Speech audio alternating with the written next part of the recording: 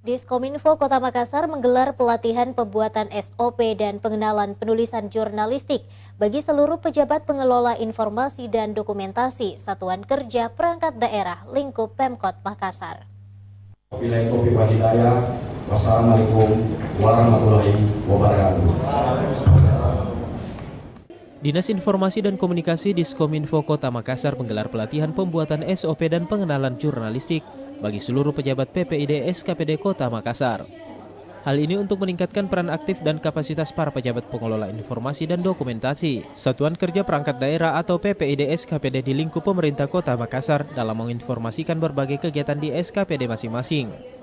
Dalam pelatihan tersebut turut hadir narasumber Komisioner Informasi Provinsi Sulsel Fausia Erwin, serta salah satu pimpinan media online di Makassar membawakan materi pelatihan pembuatan SOP dan pengenalan penulisan jurnalistik bagi pejabat PPID di seluruh SKPD.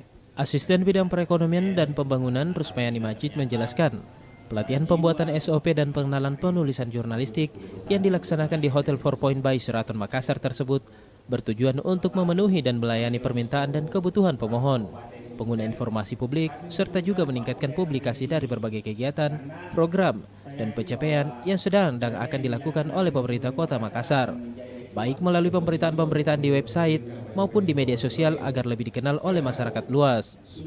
Jadi kegiatan ini adalah kegiatan yang dilaksanakan oleh Dinas Kominfo, yaitu perumusan kebijakan teknis bidang informasi dan komunikasi publik, yang pesertanya adalah seluruh SKPD.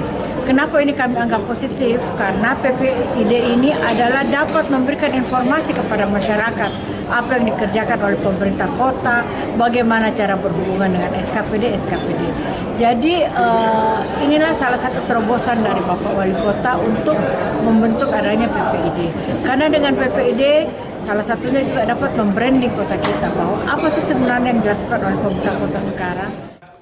Rusmayani Majid berharap agar PPID di SKPD pembantu yang terbentuk dapat bersungguh-sungguh untuk berkomitmen memberikan pelayanan prima, di mana dapat memberikan pelayanan informasi yang cepat dan tepat waktu, serta memberikan kemudahan dalam mendapatkan informasi publik, dan menyediakan dan memberikan informasi yang akurat, benar dan tidak menyesatkan. Ardi Jaho, Sulawesi TV.